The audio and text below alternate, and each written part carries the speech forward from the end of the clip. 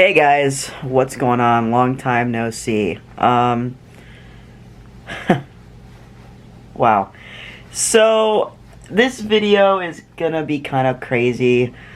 I already know the title is gonna be the worst hospital experience of my life, and that unfortunately is the truth of this video. So, let me get a little comfortable here. Let's start back from when the last time you saw me, which was, I believe, let me go look here at my vlogs. The last vlog I personally made was the 14th of July, which was 10 days ago. So basically that was, I got that video up Saturday, right? And then I had filmed a video Saturday early on in the day about kind of talking about why I had to do a 20-day quarantine. As you guys know, I had COVID. I don't have COVID, by the way. We'll get into that. But,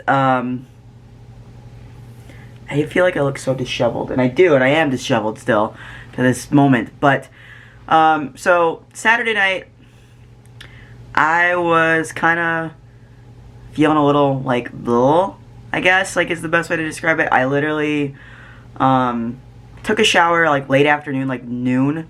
I took a shower and was just chilling, and I was like, I don't feel great. Like, I felt super cold, like, super cold. And I'm like, that's not good. Checked my temperature, was 100.5, I think it was. So I was like, okay, I have a fever. 100.4 is technically a fever now, whatever.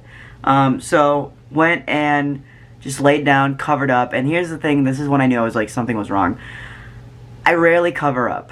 Like, I rarely ever use covers. I will maybe use a sheet, or I will use like just a thin blanket. I put my blanket over me and then another blanket over me, and I was still cold. It's like, oh boy, this is not good. And I fell asleep. My mom comes home at like 2:30, 3 o'clock, asks how I'm doing. I'm like, I don't feel that great. I'm just gonna sleep it off. About 5:30, 6 o'clock, she comes into my room to go to bed, tell me to go good night and stuff like that, and she checks my temperature. It's 103. It's like, wow, that's not good. So we're like, okay, we're gonna keep an eye on it for like a half hour, see what it does. It went up to 104 at one point, so we called up to Madison in Wisconsin. Called up to Madison, and they kind of were like, okay, keep an eye on him. You know, if he's COVID positive, it's probably just a side effect of COVID. You know, we'll just wait it out. So basically, my temperature fluctuated between 101 and 104. I think it might have even got to 105 at one point. You know, and it wasn't like low, it was like 105, 104.5 or something like that. And finally, you know, just this fluctuated through the night. I got sick during the night, it was throwing up, all that stuff. So my mom made the judgment call and said, hey, we're going to the ER. Went to the ER at 4:30 in the morning, and I was not feeling, I could barely walk. Like, I literally, it took me, I think, maybe 5 minutes to get from my room to the car. And that's a 2-minute, not even a 2-minute walk. That's like a 40-second walk. So get in the car, go to the hospital. I'm sitting in a wheelchair. And, now, this is where things kind of started to go downhill, in my opinion. So, I remember kind of laying back in the wheelchair like this, and then just hearing my mom crying. My mom and I believe my mom and I both believe that I had a seizure at that point. Whether it was dehydration, whether it was from the fever, we don't know. But we're both 100% sure that I had a seizure. The nurses took me back to the room, and they're like, so what was that shaking about? And I was like, I don't know, you tell me. And they're like, oh, maybe you're scared or nervous. I was like, well, yeah, I'm scared and I'm nervous, but like, why would that cause me to have a seizure? And they never did anything. They never did like an EEG or anything, or a brain scan to see if I had a seizure, which really, that's like my first, like, kind of makes me angry and sad. So that was the first thing. And then they were trying to get an IV in, and they couldn't get it, and I said, you guys need to use an ultrasound to get the IV. That's the best way to get an IV in me. I said, I know this from experience. And the lady goes like, oh no, this is a first response hospital. We know what we're doing. And I literally laughed at her. I remember laughing. And I just go, okay. And I fell back asleep. They got an IV eventually. Got blood work. All my blood work came back super bad. My white count was 33, which is, if you know anything about white counts, that's not good. Maybe it was 35. So I had an infection. They did a COVID test. COVID test came back negative, which was interesting. And then the whole plan for me to go to this local hospital here where I live is so that I can be transferred to Madison. It's kind of like a stabilization zone to make sure that I'm okay to travel 2 hours to Madison. And that's like the whole point of this, you know, hospital for me. And so we're just like, you know, let's just send me to Madison. You know, Madison was like, oh, we don't have any beds, we don't have any of this, we don't have any of that, so we can't get you. And you know, that kind of soured my stomach a little bit as well. And we were in the ER for 18 and a half hours, I believe it was, my mom and I. And we just, like, everything kept, like, piling on, and it just was, like, super weird day. You know, finally they're like, hey, we're going to transfer you to St. Anthony's, which is a hospital in Rockford, Illinois. And yes, I'm name-dropping the hospital. Not name-dropping the local hospital, but name-dropping that hospital because of the experience I had there. So they're like, this is at like 3 or 4 o'clock in the afternoon. They're like, hey, we're going to transfer you to Rockford, and it'll be about 2 hours. So that was at 4 o'clock, like I said. 6 o'clock came, nothing. 7, nothing. 8, nothing. 9, nothing. 10, nothing. 11, nothing. 12 o'clock, somebody finally comes to take me to this hospital. And because I had a positive COVID test, they had put me in COVID ICU. Now, mind you, I just had a negative COVID test, so I was COVID negative now. Didn't have COVID. So, first right there, that was the first thing, was like they're putting me in danger by putting me on a COVID floor in the ICU, like where I didn't need to be. I could be in a regular room. So we get there, or I get there rather, and it's just, oh my goodness, all hell is breaking loose there. Like, they get me there, and I am just like in and out of consciousness, like not consciousness, but just tiredness, because I was so tired and dehydrated. And they're, you know, trying to figure out what's wrong with me, and they're like, oh, it's your leg. So basically, you guys know I have cellulitis. I get cellulitis in my leg every now and again. And this is something else that happened. And this is what was causing all these issues. So, get to the room. They give me this weird bath. They give me this weird bath with, like, handy wipes, I think it was. I really honestly do not know. So, I'm laying there. I finally go to sleep about 3 in the morning. You know, it's 9 a.m., nurse comes in, and that's when everything starts going crazy. They take me to do a CT scan, they take me to do all this stuff, and I was like, the whole day was them, I assumed they were planning to send me to Madison all day, by the way. Anyway, so I'm laying there just like, getting these CT scans done, doing all this, doing all that, blah, blah, blah. Then like, oh, your blood sugar's really high. Like, okay. They're like, it's 190. I was like, okay. And they shoot me full of insulin, which I know is protocol, but here's the thing, I'd never had insulin before. My blood sugar has been trending down, and then they're like, oh, it's because we gave you a bunch of fluid, and we gave you a bunch of steroids and antibiotics, and that causes your blood sugar to go up. And I'm like, well, you didn't think about that. And then giving me the insulin, not knowing if I'm allergic to it, if I can have it, anything like that, really rubbed me the wrong way again. And then we're just sitting there all day. You know, I'm shooting the crap with the nurse. I'm trying to have a good time. You know, make the best out of a bad situation, really, by just talking to my nurse, and she's talking to me, and all this stuff. And then, you know, we're just trying to figure out everything that's going on. And still waiting for a transfer to Madison. That's like the whole thing, is we were waiting for a transfer to Madison. So, sitting there about 4:30, 5 o'clock, and her little nurse phone rings, and she's like, oh, it's Madison. It's a 608 number. So she's like, oh, it's Madison. Maybe it's your bed. And I just see her. So I just see her on the phone like this, and she just goes like that. And I'm like, oh boy. She gets off the phone. She's like, well, I got some bad news. And I said, oh yeah? She's like, the doctor canceled your transfer to Madison because he thinks you're okay and you can be treated here. Now this is kind of where it hit the fan. The whole reason that I wanted to go to Madison was because I feel comfortable there. Madison is kind of like a safety blanket, a safety net, a safety home, whatever you want to say, because I know that Madison knows me. I know that UW hospitals in Madison know who I am. I know that they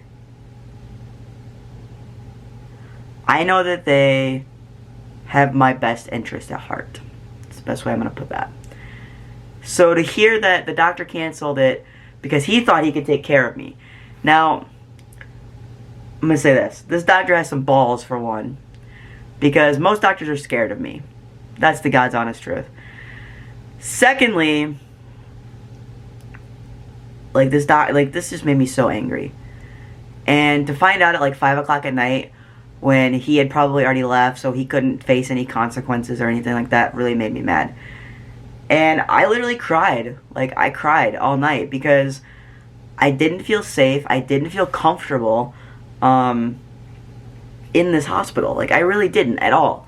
And I just, still to this day, I just think, like, you know, what if something had happened where they didn't have the necessary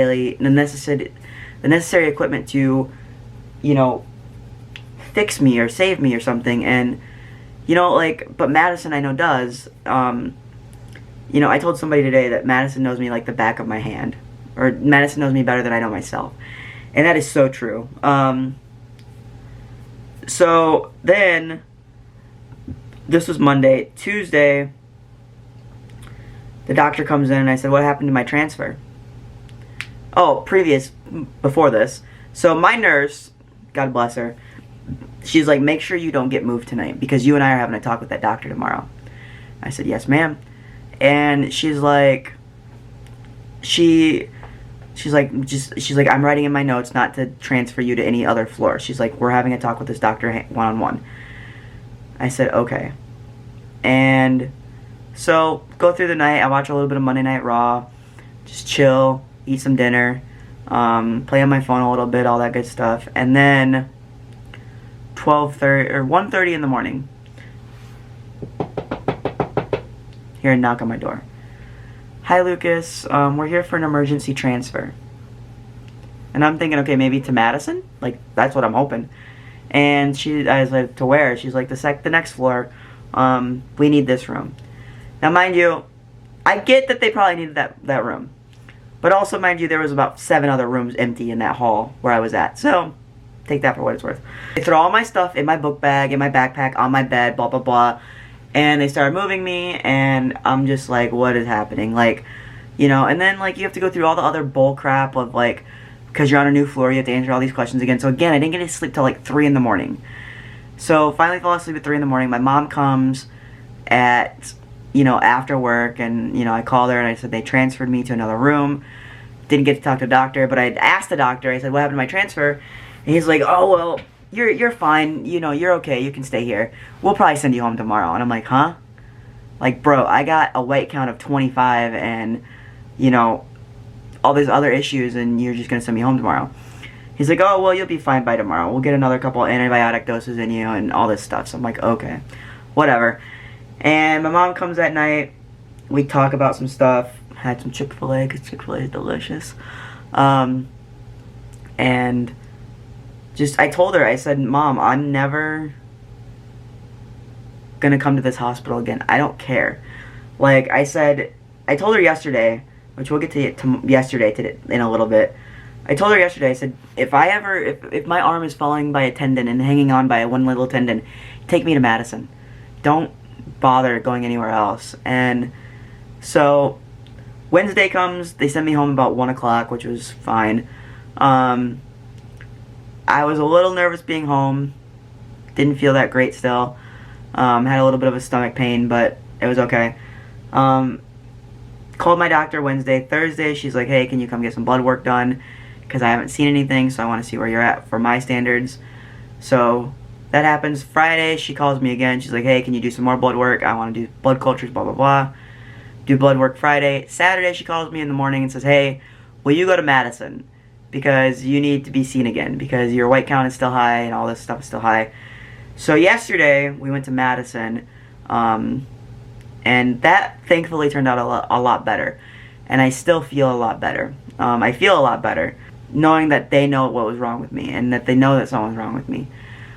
Basically, the medicine just took a little bit to kick in, so that's why it wasn't, my white count wasn't going down as rapidly as they hoped, but it did go down, so that's good. But yeah, that was my worst stay in the hospital ever.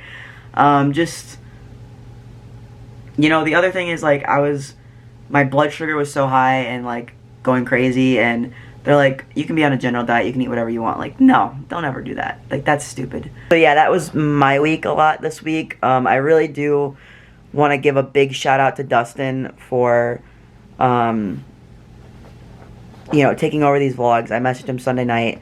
I said, hey, I need you to upload a video for me because I'm, like, dying.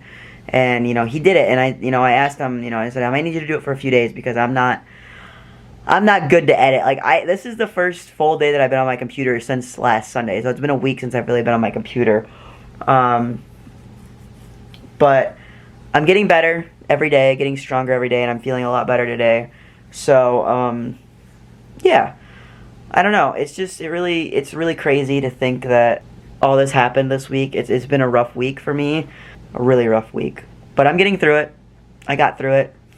I'll continue to push through it. You know, and I'm reminded that the comeback is better than the setback. So, you know, I know this isn't a formal, like, I didn't miss much, but this is a comeback for me. So, you know, I'm, like, what am I at, like 20 minutes now almost or something?